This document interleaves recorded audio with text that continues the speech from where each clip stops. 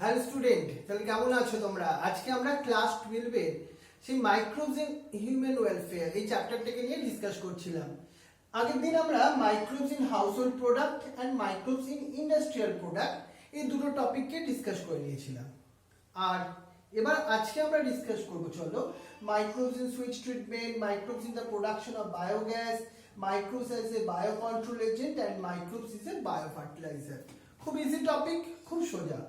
কিন্তু আমরা ক্লাস 12 এর জন্য একটা স্পেশাল তোমাকে ঘোষণা করতে চাই। কি সেটা? ক্লাস 12 এ না আমাদের অনেকটা চ্যাপ্টার কিন্তু আমরা এগিয়ে গেছি, বরং আমরা একটুখানি বেশি ফাস্ট এগিয়ে এসেছি। অনেকগুলো চ্যাপ্টার আমাদের হয়ে গেছে। কোনগুলো? সেগুলো reproduction in organism, sexual reproduction in flowering plants, এদিকে ইকোসিস্টেম হয়ে গেছে, এখানে বায়োডাইভার্সিটি অ্যান্ড কনজারভেশন হয়ে গেছে, এনভায়রনমেন্টাল ইস্যু হয়ে গেছে, এখানে মাইক্রোবস ইন হিউম্যান ওয়েলফেয়ারে কমপ্লিট হয়ে যাচ্ছে।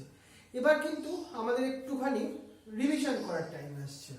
এবার একটু আমাদের রিচেক করতে হবে আর আমরা হোমওয়ার্কগুলো ঠিক মতো করেছি কিনা, মানে অ্যাসাইনমেন্টগুলো করেছি কিনা ঠিক মতো, পড়েছি কিনা ঠিক মতো, এবার একটু সেগুলোকে দেখার সময় এসে গেছে। আমরা যখন একটা গাড়ি করে এগোই না, গাড়ি করে যাই, তখন মাঝে একটু ব্রেক দিতে হয়। ব্রেক দিয়ে আমরা কি করতে হয়, আমাদের দেখতে হয় আমরা ঠিকঠাক সব কাজটা করেছি নাকি করিনি। কোনো জায়গায় কি বুঝতে অসুবিধা আছে, সেগুলো চলে বা দেখবো। সেই জন্য আমরা নতুন একটা প্ল্যানিং তৈরি করছি আজকে থেকে। আমরা সপ্তাহে তো 2 দিন করে পড়াচ্ছি, একটু এক্সট্রা পড়াচ্ছি। এখন থেকে তোমাকে আমি 1 দিন করে পড়াবো আর 1 দিন করে অনলি টেস্ট হবে। তাহলে জেনারেলি আমাদের এই টিউসডের যে ক্লাসটা থাকবে সেটা আমরা পড়াবো, আর থার্সডের যে ক্লাসটা হবে সেই ক্লাসে আমরা কিন্তু টেস্ট নেব। এবং যারা যারা টেস্ট দেবে না তাদের আমরা গার্জেনকে ফোন করেও জানাবো যে তুমি কেন টেস্টটা দিচ্ছ না। কারণ তোমাদেরকে এগিয়ে আনতে হবে, তোমাদেরকে পাশে থাকতে হবে। তোমরা কিছু ভুল করতেই পারো, তোমরা ছোট বাচ্চা মানুষ, তোমাদের ভুল করাটা খুব স্বাভাবিক। কিন্তু আমরা তোমাদেরকে গাইড করব, তোমাদের পাশে থাকবো, সেটাই আমাদের কর্তব্য, সেটাই আমাদের ডিউটি। তাহলে আমি সেই কাজটাও করব, তোমাদের সঙ্গে আছি। কিন্তু তোমাদের টেস্টটা দিতেই হবে। নাম্বার 0 পাও, 1 পাও, 2 পাও, 5 পাও, যাই হোক কিছু হোক। আর এই টেস্টগুলো এবার আমরা একটুখানি আমাদের বোর্ডের মতো করে সাবজেক্টিভ বেসিস টেস্ট নেব। সাবজেক্টিভ বেসিস টেস্ট আমরা কিভাবে টেস্টটা নেব? তোমাকে একটা কোশ্চেন পেপার দেখাবো আমি তো এখানে, তার সঙ্গে সঙ্গে সেই অ্যান্সারটা তোমাকে তোমার খাতায় লিখতে হবে। তোমাকে 1 ঘন্টার একটা টেস্ট নেবো বলে করো, 30 মার্কসে বা 20 মার্কসে। তার জন্য টাইমটা নিশ্চয়ই কম থাকবে। তুমি সেটাকে খাতায় নির্দিষ্ট ওই সময়ের মধ্যে, যে সময় আমি তোমায় ক্লাসের প্ল্যানিং বলে দেবো মন্ডেতে, সেই সময় করে তোমাকে সেটা হোয়াটসঅ্যাপে সেন্ড করতে হবে। পরে কিন্তু ওই টেস্টটা দেওয়া যাবে না, ওই সময়তেই দিতে হবে। কারণ টেস্ট এটাকে একটু গুরুত্ব দিয়ে দিতে হবে। তুমি এতদিন অন্য সাবজেক্টকে গুরুত্ব দিয়েছো মেবি, কিন্তু এবার একটু বায়োলজি সাবজেক্টটাকেও গুরুত্ব দেওয়ার সময় এসে গেছে। কারণ আজকের এই যে সোশ্যাল একটা স্ট্যাটাসে এসে আমরা পৌঁছেছি, সোশ্যাল ক্রাইসিসে এসে পৌঁছেছি, সেখানে তুমি বুঝতেই পারছো তোমার চাকরি, তোমার জব, এসব দিক থেকে পরবর্তীকালে একটা বড় চেঞ্জ আসতে চলেছে। এই চেঞ্জটা তুমি এখন এই পজিশনে দাঁড়িয়ে বুঝতে পারছো। পরের জেনারেশনটা বায়োলজিক্যাল সায়েন্সটা কিন্তু লিড করতে চলেছে। এখনো যে মানুষগুলো কাজের সঙ্গে যুক্ত আছে, যাদের কাজ হারাবার ভয় নেই, তারা কিন্তু সবাই বায়োলজিক্যাল সায়েন্সের সঙ্গে যুক্ত লোক, এরাদের কথাই বলছি। আজকে সরকারি যারা চাকরি করে তারাও কিন্তু খুব সেফ পজিশনে নেই। কারণ যদি গভর্নমেন্টের একটা সময় টাকা দেখবে আস্তে আস্তে শেষ হবে, তখন তাদের সে মাইনে দিতে পারবে না। আর গভর্নমেন্টে চাকরি করতে করতে ম্যাক্সিমাম মানুষ কিন্তু তাদের আসল ক্ষমতা, আসল পাওয়ার, সেটাকে কিন্তু অনেকেই নষ্ট করে ফেলেছে। তাদের আর কোনো অপশন নেই।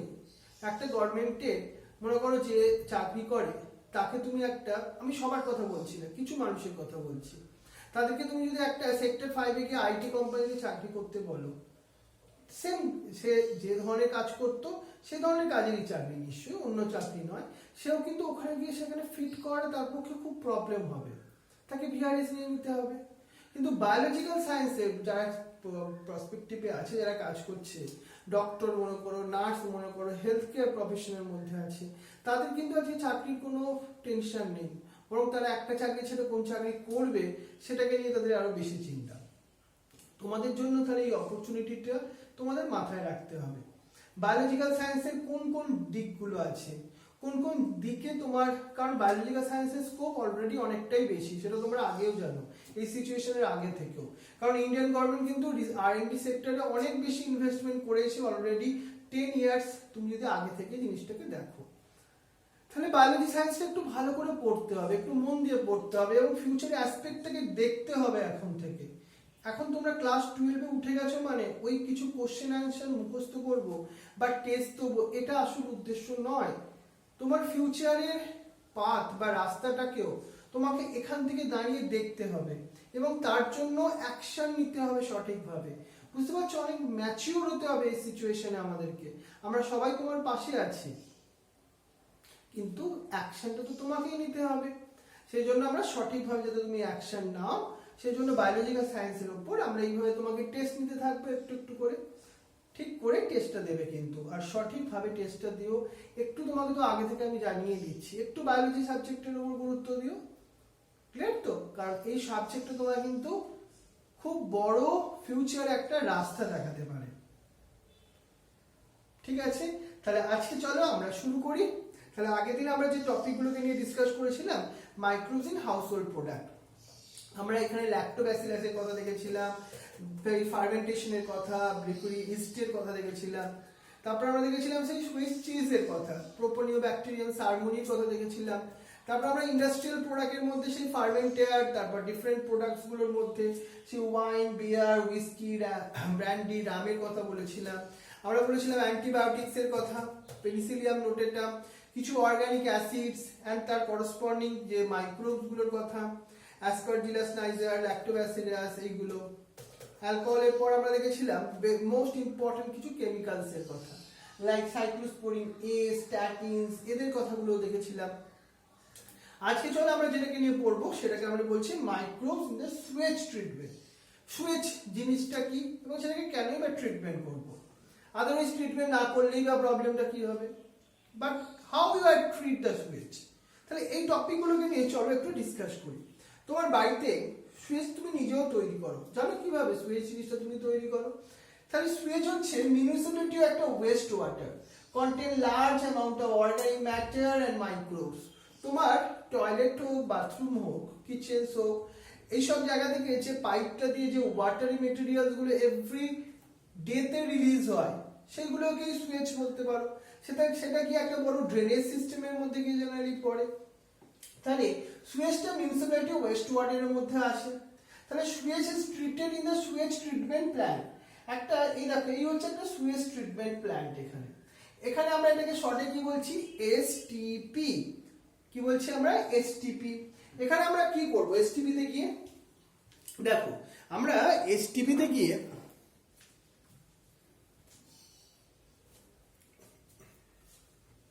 এক সেকেন্ড দাঁড়াও।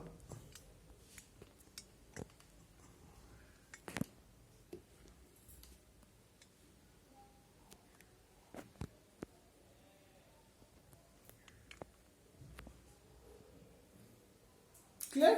ঠিক আছে, তো পারি। দেখো, আমরা এই যে সুয়েজের কথা বলছিলাম, মিউনিসিপ্যালিটি ওয়েস্ট ওয়াটার, যেটা এই সুয়েজ ট্রিটমেন্ট প্ল্যান্টে আমরা কি করব, লেস পলিউটিং করব, এখানে আর একটু এনভায়রনমেন্টাল ফ্রেন্ডলি করব, harmful chemicals, harmful organic matters গুলোকে রিমুভ করব সুয়েজ ট্রিটমেন্ট প্ল্যান্টের মধ্যে। এই যে সুয়েজ ট্রিটমেন্ট মেনলি তোমার 4 স্টেপেও হতে পারে, প্রাইমারি, সেকেন্ডারি, টার্সিয়ারি, কোয়ার্টারি, বা 3টে স্টেপেও হতে পারে, but most commonly it is a 2 স্টেপে হয়। প্রাইমারি ট্রিটমেন্ট, আর আমাদের বায়োলজিক্যাল সায়েন্সের জন্য সেকেন্ডারি ট্রিটমেন্টের কথা বলবো, that is the secondary treatment or biological treatment. এখানে আমরা ডিফারেন্ট মাইক্রো অর্গানিজমের হেল্প নেব। কি নেব, মাইক্রো অর্গানিজমের হেল্প নেব। মাশরুম ক্লিয়ার, বুঝতে পারছো? রাইট? অরিজিৎ, রোহন, কয়না খুব ভালো পড়াশোনা করছে, সাদিশটা খুব ভালো পারফরমেন্স দেখাচ্ছ, তোমরা কয়েকজন স্টুডেন্ট কিন্তু খুব ভালো পড়াশোনা করছো, তাদের ইমপ্রুভমেন্টটা খুব চোখে পড়ার মতো। হ্যাঁ, সাদিশটা, কয়নাও কিন্তু খুব ভালো পড়াশোনা করছো। তাহলে আমরা আবার একটুখানি প্রাইমারি ট্রিটমেন্টের মধ্যে দেখি। মাসুমও খুব ভালো করছো, ক্লাস 11 থেকে যখন 12 এ উঠেছো তারপর থেকে ওর মধ্যে খুব ভালো চেঞ্জ এসছে, খুব মন দিয়ে পড়াশোনা করছে। হোমওয়ার্কগুলো কিন্তু সঠিকভাবে আমাকে হোয়াটসঅ্যাপ নাম্বারে ছবি তুলে পাঠিও কিন্তু। তাহলে আমরা বলছি এই হচ্ছে আমাদের প্রাইমারি ট্রিটমেন্ট। এই প্রাইমারি ট্রিটমেন্টটার মেন মোড অফ অ্যাকশনটা হচ্ছে ফিজিক্যালি রিমুভ দ্য পার্টিকেলস। আমরা যখন ডার্টি ওয়াটারটাকে আমরা এরকম প্রাইমারি ট্রিটমেন্ট ট্যাঙ্কের মধ্যে নিয়ে এলাম, এখানে ফার্স্ট কি হবে জানো? সিকোয়েন্সিয়াল ফিল্ট্রেশন হবে, যেখানে ফ্লোটিং ডেব্রিজ গুলোকে আমরা রিমুভ করে দেবো। মনে করো কি আছে ওর মধ্যে, পলিথিন প্যাকেট আছে, ওই সবগুলোকে আমরা রিমুভ করলাম। তারপরে স্টেপে কি করলাম? রিমুভাল অফ গ্রিট, সয়েল আর স্মল যে পেবলস গুলোকে আমরা কি করলাম? ওয়াটারটাকে একদম স্থির করে রেখে দিলাম, স্ট্যাটিক কন্ডিশনে রেখে দিলাম। এতে কি হলো? হেভি মেটেরিয়ালস গুলো সেডিমেন্ট করে যেতে থাকলো। রূপসা, সঙ্গীতা, তোমরা ভালো পড়াশোনা করছো, তাহলে ওগুলো তখন কি হবে? নিচে সেডিমেন্ট হবে। উত্তরটা ক্লিয়ার তো? উত্তরটা দেখো, এইটাকে আমরা সেডিমেন্টেশন প্রসেসে, ওটা তখন হেভি মেটেরিয়াল গুলো নিচে পড়ে গেল। আমরা চাইছি কি? ওয়াটারের মধ্যে থেকে ইমপিউরিটিসটাকে রিমুভ করতে। তাহলে এ বায়োলজিক্যাল টেকনিক, যেখানে এ বায়োলজিক্যাল কেন বলছি? এখানে কোনো মাইক্রো অর্গানিজমের ইউজ হচ্ছে না। তাহলে all the solids settle down from the primary sludge and the supernatant from the primary effluent. তাহলে এখানে দুটো পার্ট তৈরি হলো, কিছু পার্ট নিচে সেডিমেন্ট হয়ে পড়ে গেল, তার উপরের দিকটা কিছু ওয়াটার পার্ট পড়ে রইল। ওয়াটারি ওই মেটেরিয়াল পার্টটাকে আমরা কি বলছি? Primary effluent. আর নিচে যে পার্টটা সেডিমেন্ট হলো সেটাকে কি বলছি আমরা? Primary sludge. কেন বলছি প্রাইমারি স্লাজ? বিকজ এটা তৈরি হচ্ছে ডিউ টু দ্য প্রাইমারি ট্রিটমেন্টের থ্রু দিয়ে। ক্লিয়ার হতো ব্যাপারটা? এবার দেখো, এবার প্রাইমারি যে এফ্লুয়েন্টটাকে আমরা একটা বড়, সে আমাদের জলের মেশিন থাকে না, ট্যাঙ্ক, জল তোলবার যে মেশিনগুলো, পাম্প মেশিনগুলো, ওই বড় পাম্প মেশিন করে প্রাইমারি এফ্লুয়েন্টটাকে আমরা পাস করিয়ে দিলাম এয়ারেশন ট্যাঙ্কের মধ্যে। কেন বলছি এয়ারেশন ট্যাঙ্ক? কারণ এখানে অক্সিজেন প্রোভাইড করা হয় এক্সটার্নালি। এখানে মেইনলি তোমার কনস্ট্যান্টলি এজিটেশন করানো, এটাকে মুভ করানো হয়, রোটেট করানো হচ্ছে, যাতে growth of aerobic micro organism এখানে গ্রোথ হতে থাকে। এর মধ্যে ব্যাকটেরিয়াল গ্রোথ হয়, ফাঙ্গাসের গ্রোথ হয়, সেটাকে আমরা বলছি ফ্লোক্স। এবং সেটা নিচে কিছু সেডিমেন্টেশনও থাকে, যার মধ্যে ফাঙ্গাসের মাইসিলিয়াম কন্টেন্টস করে। Consume the organic material in the effluent. Masum clear তো ব্যাপারটা? অমিতেশ ঠিক মতো ক্লাস করছে কিনা বুঝতে পারছি না। দীপাঞ্জন কিন্তু খুব ভালো ইমপ্রুভমেন্টে আছে এই বছর। হ্যাঁ, ভেরি গুড। মানে অনেক স্টুডেন্ট কিন্তু খুব ভালো চালাক হয়ে গেছে। নিজের ব্যাপারটা নিজে বুঝতে হবে, তোমাদের সবাইকেই বলছি, যারা পড়াশোনা করছো না ঠিক করে। দেখতে পাচ্ছ তো দীপাঞ্জন, মাসুম, আমাদের কয়েকজন যারা স্টুডেন্টের নাম বলছি আমি, কয়না, সাদিশ, এরা কত ভালো হয়ে গেছে আস্তে আস্তে। দেখো এবার তাহলে এই ফ্লোক্সটাকে আমি বললাম, মানে যেগুলো মাইক্রো অর্গানিজম গুলো প্রাইমারি যে সুপারনেটেন্ট বা এফ্লুয়েন্ট ছিল তার মধ্যে যে মিক্স করে অর্গানিক ম্যাটার গুলোকে ফুড হিসাবে টেক আপ করে নিয়েছে, নিল তো? কারণ ব্যাকটেরিয়া গুলো ওগুলোকে ফুড হিসাবে খেয়ে নিচ্ছে। So reduce the BOD of the effluent. BOD মানে বায়োকেমিক্যাল অক্সিজেন ডিমান্ড। এটা আস্তে আস্তে এফ্লুয়েন্টের মধ্যে রিডিউস হতে থাকবে। কেন বলো তো? মাইক্রো অর্গানিজম কখন গ্রোথ করবে? যখন অর্গানিক ম্যাটেরিয়াল, তার ফুড বেশি থাকবে। একটা সময় হতো সব ফুড ম্যাটেরিয়াল গুলোকে কনজিউম করে নিচ্ছে, তার ফুড থাকছে না, তার ব্যাকটেরিয়ার গ্রোথও একটা সময় রিডিউসড হয়ে যাচ্ছে আফটার এ সার্টেন পিরিয়ডস এর পর। সো আফটার দ্যাট কি হলো? কনজিউম করার পর রিডিউস হলো বিওডি অফ দ্য এফ্লুয়েন্ট। তাহলে ওয়াটারটা অনেকটা পিউরিফাই হলো, বাট তার মধ্যে এখনো lots of microbes, harmful microbes mix হয়ে আছে। So you can not drink it this water. So BOD is the biochemical oxygen demand. তোমাদের board level a very important question. The amount of oxygen consumed by bacteria to oxidize the organic material in 1 liter of water. BOD is measured of the organic material present in the water. BOD বেশি হবে কখন? যখন organic material water bodies এ বেশি present থাকবে। This ultimately greater the BOD more in the polluting potential, কারণ তার মধ্যে organic material বেশি আছে। বুঝেছো? তাহলে বিওডি টেস্ট আমাদের ওয়াটারের পোর্টেবিলিটি টেস্ট করার জন্য ভেরি ইম্পর্টেন্ট। এখানে সঙ্গে বিওডি ছাড়া আরেকটা কোশ্চেন আসে, হোয়াট আর দ্য ফ্লক্স? কি জিনিস? ফ্লক্স হচ্ছে mass like masses of the bacteria and fungal filament. এই যে যখন নিচে সেডিমেন্টেশন হচ্ছে ব্যাকটেরিয়াল আর ফাঙ্গাল ফিলামেন্ট ওর সঙ্গে মিক্স আপ হয়ে যাচ্ছে, ওটাকে আমরা ফ্লক্স বলছি। এবার দেখো পরেরটা, এবার আমাদের এফ্লুয়েন্ট, তাহলে ব্যাকটেরিয়া গুলো, মাঙ্গাস গুলো, অর্গানিক ম্যাটেরিয়াল গুলোকে ফুড হিসেবে টেক আপ করে নিল, কিছু পার্ট নিচে সেডিমেন্ট হলো, তার উপরের পার্টটাকে কি বললাম আমরা? এফ্লুয়েন্ট। এফ্লুয়েন্টটাকে আমরা কোথায় পাঠিয়ে দিলাম? সেটলিং ট্যাঙ্কের মধ্যে, যেখানে আর এজিটেশন হচ্ছে না। Effluent to the natural water bodies, আমরা পাঠিয়েও দিতে পারি ওখানে, কারণ ওটা তো কম্পারেটিভলি অর্গানিক ম্যাটার ফ্রি হয়ে গেছে না, হার্মফুল অর্গানিক ম্যাটারস গুলো। But sedimentation of flakes to form the activated sludge, এটা একটা মোস্ট ইম্পর্টেন্ট জিনিস। এই যে আমি বললাম সেকেন্ডারি ট্রিটমেন্ট প্রসেসের থ্রু দিয়ে নিচে যে পার্টটা সেডিমেন্ট হলো সেটাকে আমরা কি বলছিলাম? ফ্লক্স। ফ্লক্সটা কি ফর্ম করছে? Activated sludge. অ্যাক্টিভেটেড স্লাজ মানে কি? তার মধ্যে ব্যাকটেরিয়া আছে, ফাঙ্গাস আছে। Some of the activated sludge, দেখো some of the activated sludge is pumped back into the কোথায়? সেই aeration tank to serve as an inoculum, মানে ওটা তো যেহেতু ব্যাকটেরিয়া এন্ড ফাঙ্গাসের সোর্স, মানে এই ফ্লক্সটাকে আমরা কি হিসাবে ইউজ করলাম? Activated sludge. এবার তারপরে কিছু রিমেইনিং যদি নিচের সেডিমেন্ট অ্যাক্টিভেটেড স্লাজ পড়ে থাকে কিছু, আমরা তার কিছুটা কি ইউজ করতে পারবো? অ্যানারোবিক স্লাজ ডাইজেস্টারে আমরা সেটাকে পাঠিয়ে দেবো পাম্প মেশিনের থ্রু দিয়ে। এখানে অ্যানারোবিক কেন বলছি? এই প্রসেসে অক্সিজেনের ইনভলভমেন্ট লাগে না। অ্যারোবিক মাইক্রো অর্গানিজম গুলো যেগুলোকে ডিগ্রেড করতে পারে না সেইগুলোকে অ্যানারোবিক মাইক্রোবস গুলো ডিগ্রেড করে দেয়। Anaerobic bacteria digest the bacterial fungal sludge.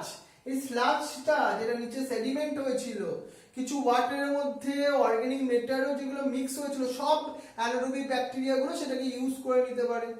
পরে ওরা কি তৈরি করে? প্রোডাকশন করে বায়োগ্যাস। বায়োগ্যাসের মধ্যে কি কি মিক্সচার আছে? আছে CH4 আছে, H2O আছে, CO2 আছে। সেটাকে আমরা ইলেকট্রিসিটি পারপাস আর ডিফারেন্ট পারপাস, কুকিং পারপাসে ইউজ করতে পারি। তাহলে বুঝতে পারছো যে ইমপিওর ওয়াটার স্লাজটা, যা অ্যাক্টিভেটেড স্লাজ থেকে আবার যে মেটেরিয়ালটা একদম নিচে সেডিমেন্ট হয়ে পড়ে রইলো অ্যানারোবিক স্লাজ ডাইজেস্টার মেশিনের নিচে, সেটাকে আমরা আবার ইউজ করতে পারি অ্যাজ এ ফার্টিলাইজার হিসেবে। তাহলে এই হচ্ছে আমাদের সেকেন্ডারি ট্রিটমেন্ট, যেটাকে আমরা বললাম বায়োলজিক্যাল ট্রিটমেন্ট। কেন? এখানে মাইক্রো অর্গানিজমের ইউজ করেই ট্রিটমেন্টটা কন্টিনিউ হলো। বুঝে গেল ব্যাপারটা? কিন্তু খুব ভালো question. The Ministry of Environment and Forestry has initiated the Ganga Action Plan and Jamuna Action Plan to save from the water pollution. এটা আমাদের ইন্ডিয়ান গভর্নমেন্টের একটা মোস্ট একটা কমন একটা তোমার বলতে পারো ওয়ার্ক আর প্রজেক্টের মধ্যে আসে এটা। এবার আমরা আসবো একটা very important topic but easy, that is the biogas production. আমরা মাইক্রোবসকে ইউজ করব টু বায়োগ্যাস প্রোডাকশন। এরকম একটা ট্যাঙ্ক তৈরি করব যেখানে আমরা কাউডাং ইউজ করব, আমাদের বাড়িতে ফেলে দেওয়া যে মনে করো ভেজিটেবল পিলস, এইগুলোকে থেকে আমরা তৈরি করব বায়োগ্যাস। কেমন ভাবে তৈরি করব? দেখো বায়োগ্যাস জিনিসটা কি? This is the mixture of different gas, but most commonly methane gas are produced. Methane আর gas is there, but methane gasটা কে তৈরি করে? তৈরি করে one important archaeobacteria, that is the methanogens. কি নাম বললাম? Methanogens. Methanogens grow anaerobically on cellulosic material and produce a CH4 along with the carbon dioxide and what? H2. And methanobacterium, এটা কোথায় পাওয়া যায় জানো? Founded in the anaerobic sludge digester machine, যে ট্যাঙ্কের কথা বললাম। আদারওয়াইজ তুমি এটা রুমেন্ট অফ দ্য ক্যাটেলস, যেটা সেলুলোজ ডাইজেশনে ওরা হেল্প করে মাইক্রোবস গুলো, মানে সেজন্য তুমি কাউডাং এর মধ্যেও সাম অ্যামাউন্ট অফ মিথানোব্যাকটেরিয়াম প্রেজেন্ট পাবে। আর মিথানোব্যাকটেরিয়াম দ্যাট ইজ দ্য গ্রুপ মিথানোজেন্স এর মধ্যে আসছে। ওরা কি করে? আলটিমেটলি অ্যানারোবিক্যালি সেলুলোজিক ম্যাটেরিয়াল গুলোকে ডিগ্রেড করে মিথেন তৈরি করে। আর দেখো ক্যাটেল ডাং, যেটাকে আমরা বলি গোবর, সেই গোবরের মধ্যে কন্টেন করে দিস ব্যাকটেরিয়া। দিস ব্যাকটেরিয়া মানে মিথানোব্যাকটেরিয়াম গুলো। So ultimately dung is used to generation of biogas আর গোবর গ্যাস। কারণ আমরা কি বলছি, ওটা অ্যাজ এ ইনোকিউলাম হিসাবে কাজ করছে, অলসো সাবস্ট্রেট হিসাবে কাজ করছে। দেখো না কিরকম ভাবে হয় জিনিসটা। এই হচ্ছে আমাদের একটা বায়োগ্যাস প্ল্যান্ট। এখানে ফার্স্ট আমরা কি করেছি, বায়োগ্যাস প্ল্যান্টের মধ্যে কংক্রিট একটা ট্যাঙ্ক তৈরি করা হচ্ছে, দেখো, যেটা 10 থেকে 15 ফিট পর্যন্ত ডিপ হচ্ছে। এখানে এইটা এতটা ডিপ করে লাভটা কি আছে, এখানে কালেক্ট করা হচ্ছে বায়ো কিছু ওয়েস্ট মেটেরিয়াল গুলো, স্লারি অফ ড্রাং, তার উপরে একটা ফ্লোটিং কভার থাকছে, which keeps on rising the gas to produce in the tank। যখন গ্যাস এখান থেকে প্রডিউস হচ্ছে আস্তে আস্তে এই ট্যাঙ্কটা, এই যে পার্টটা, এই যে ফ্লোটিং কভারটা আস্তে আস্তে উপর দিকে মুভ করতে পারে। এখানে একটা আউটলেট থাকে, দেখো, যার থ্রু দিয়ে গ্যাস যেটা এখানে তৈরি হচ্ছে, তো এখানে ঢুকছে, তত উপরে উঠছে, আর তার সঙ্গে সঙ্গে সঙ্গে সঙ্গে গ্যাসটা একটা রিজার্ভারে গিয়ে জমা হচ্ছে। তাহলে এই কংক্রিট ট্যাঙ্ক একটা আমাদের তৈরি করতে হলো। আর একটা কি থাকবে, আউটলেট থাকবে, এই যে এটাকে আমি বলছি outlet to supply the biogas. আর একটা আউটলেট আছে, remove the spent slurry as a, এখানে এটাকে স্লাজ হিসাবে আমরা ইউজ করব। মানে আস্তে আস্তে নিচে থেকে মনে করো কাউডাং, ভেজিটেবল পিস পড়তে, জামা পড়তে পড়তে পড়তে পড়তে এটা আস্তে আস্তে ফিল্ড হয়ে যাচ্ছে। যখন এটা এই লেভেলে ফিল্ড হচ্ছে, এখান থেকে আস্তে আস্তে আস্তে আবার এটা এখানে চলে আসছে। এটাকে আমরা কি বলছি, লাইক স্লাজ। এটাকে আমরা অ্যাজ এ ফার্টিলাইজার হিসাবে ইউজ করতে পারি। এটা হচ্ছে আমাদের মোস্ট ইম্পর্টেন্ট বায়োগ্যাস প্ল্যান্টের দুটো ইম্পর্টেন্ট পার্ট। এবার দেখো, বায়োগ্যাসকে আমরা ইউজ করে কি করব, কুকিং অ্যান্ড লাইটিং পারপাসে ইউজ করতে পারি। কারা এই টেকনিকটা প্রথম ডিসকভার করেছিল, Indian agriculture research institute IRAI, question আসার জায়গা এলো, and khadi and village industry commission KVIC, CBSE বোর্ডের very important question, develop the technology of biogas production plant in the India. তারাই আমাদেরকে জানিয়েছে কিভাবে বায়োগ্যাস প্রোডাকশন ট্যাঙ্কটা তৈরি করতে হয়। এটা ভিলেজের দিকে কিন্তু ভেরি ইম্পর্টেন্ট একটা টেকনিক। এবার আসবো আমাদের একটা ভেরি ইম্পর্টেন্ট পার্ট, যেটা হচ্ছে microbes as a bio control agent. আজকে আমরা পলিউশনকে নিয়ে অনেক কথা বলি। Chemical fertiliser, chemical pesticide use করলে পলিউশনটা হয় অনেক হাই রেটে। তাছাড়া ওটা অনেক কস্টলি একটা সাবস্টেন্স, সেজন্য আমরা ইউজ করতে চাইছি as a bio control agent. আমরা ইউজ করব মাইক্রো অর্গানিজম গুলোকে। So in the biocontrol agent, it is a use the biological methods for controlling the pest. So it is the biocontrol agent. দেখো, শুধু কি microbes, আর অন্য কিছু হতে পারে, দেখে নি সেগুলো। কেমিক্যাল পেস্টিসাইডস যেটা কি হার্মফুল, দেখো জিনিসটা। আর পেস্টিসাইড যেটা পেস্টকে কিল করে, ইনসেক্টিসাইড যেটা ইনসেক্টকে কিল করে, আর harmful to all organism and cause the pollution. Chemical pesticide kills both useful and harmful life in form, because our environment, in our ecosystem, all the different organisms have the specific role. আমরা যদি একটা harmful কোনো একটা পেস্টকে মারতে গিয়ে একটা important কিছু পেস্টকেও কিল করে দিই, তাহলে দ্যাট ইজ নট ডিজারেবল। এই জন্যই কিন্তু আমাদের বায়োকন্ট্রোল এজেন্ট কি করে, এই প্রবলেমগুলোকে সলভ করে। সো এক্সাম্পল অফ বায়োকন্ট্রোল, আমরা কি করেছি, লেডি বার্ডস ইউজ করি, দ্যাট ইজ দ্য বিটল। এটা আমরা কি করছি, to get rid the aphids type of ছোট ছোট মথের মতো, যে তোমার তাদেরকে ওরা ফুড হিসাবে খেয়ে নেয়। বুঝতে পারছো, এরা অনলি এদেরকেই খায়, অন্যদেরকে খায় না। এছাড়া dragon fly, two get read of the মসকিউটোস। Dragon fly আবার মসকিউটোসকে ফুড হিসাবে টেক আপ করে নেয়, এটা খুব ইম্পর্টেন্ট। এবার আমরা কি করতে পারি, মাইক্রোবস ইউজ করব। আমরা বায়োটেকনোলজি চ্যাপ্টারের মধ্যে একসময় দেখবো আমরা ব্যাসিলাস থুরাইজেনেসিস BT বলে একটা ব্যাকটেরিয়া, সেটাকে আমরা ইউজ করছি for the butterfly or caterpillar. Butterfly এর ক্যাটারপিলারকে মেনলি তোমার ডিস্ট্রয় করতে, তোমার, কারণ ওটা আমাদের ক্রপকে হার্ম করে, কটন প্ল্যান্টকে তো খুব হার্ম করে। So it is available in the sky, like the sacks or dried spore which is mixed with the water. এটা মেনলি তুমি কিনতে পাবে কি করে বলো তো, ব্যাসিলাস থুরাইজেনেসিসকে পাউডার ফর্মে কিনতে পাবে। চাষিদের বলা হয় তোমরা এটাকে জলের মধ্যে মিক্স করো, করে গাছকে স্প্রে করে দাও। এবার স্প্রে করলে কি হয়, ওরা কি করে, ওই ইনসেক্ট আর লার্ভাগুলোর উপর যখনই মানে মনে করো গায়ের ওপর পড়লো, পাতার ওপর পড়লো, ইনসেক্টের লার্ভাগুলো যখনই ওই ব্যাকটেরিয়াগুলোকে ফুড হিসেবে টেক আপ করে নিল লার্ভাগুলো, তখন লার্ভাগুলো আস্তে আস্তে কিল্ড হয়ে গেল। এটা ছাড়াও the scientists have introduced the Bacillus thuringiensis toxin gene into the plant. It is a BT cotton plant. এই দেখো BT cotton আমরা যে প্ল্যান্ট তৈরি করেছি, আমরা বায়োটেকনোলজিতে পড়াবো এই টপিকটা, আমরা একটা প্রোটিন তৈরি হয় ক্রাই প্রোটিন, ওই প্রোটিনের জিনটাই প্ল্যান্টের মধ্যে ইন্ট্রোডিউস করি, কি থ্রু দিয়ে, বায়োটেকনোলজিক্যাল প্রসেসের থ্রু দিয়ে। এছাড়াও আমরা ট্রাইকোডার্মা ফাঙ্গাস একটা স্পিসিসকে আমরা ইউজ করি কিসের জন্য জানো? So to control the several plant প্যাথোজেন্সের সঙ্গে। এছাড়া আমরা ব্যাকিউলো ভাইরাস, স্পেশালি এদের জেনারেসটা হচ্ছে নিউক্লিও পলিহেড্রা ভাইরাস, মানে ভাইরাসকে আমরা ইউজ করছি ফর প্ল্যান্ট প্যাথোজেনকে কিল করার জন্য। বুঝতে পারছো ব্যাপারটা কত interesting? Attack the insect and other arthropods suitable for species specific narrow spectrum of insecticidal application, মানে কি এরা সব ইনসেক্টকে কিল করে না, পার্টিকুলার কিছু টাইপ অফ ইনসেক্টকে। এনভায়রনমেন্টাল দিক থেকে এটা very important. This is desirable when the beneficial insects are being ultimately conserved to at the IPM. IPM এর ফুল ফর্ম কোশ্চেন আসে। ইন্টিগ্রেটেড পেস্ট ম্যানেজমেন্ট, এখানে আমরা কি করি, ইকোলজিক্যালি সেনসিটিভ এরিয়াগুলোকে আমরা এখানে ট্রিট করি আইপিএম ম্যানেজমেন্টের থ্রু দিয়ে, ইন্টিগ্রেটেড পেস্ট ম্যানেজমেন্টে। অর্গানিক ওয়েতে আমরা কাল্টিভেট করি, ওখানে বায়ো কন্ট্রোল এজেন্ট ইউজ করি, এনভায়রনমেন্টাল ফ্রেন্ডলি হওয়ার চেষ্টা করি আমরা। দেখো এতগুলো ইউজ হতে পারে। এবার একটা দেখি আমরা microbes as a biofertiliser. সয়েলের ফার্টিলিটি একটা মোস্ট ইম্পর্টেন্ট দরকার, না আদারওয়াইজ তোমার কাল্টিভেশন হবেই না, প্রোডাকশন হবে না ঠিক মতো। ফার্মাররা কি করে, ইউরিয়া ইউজ করে, করে তো।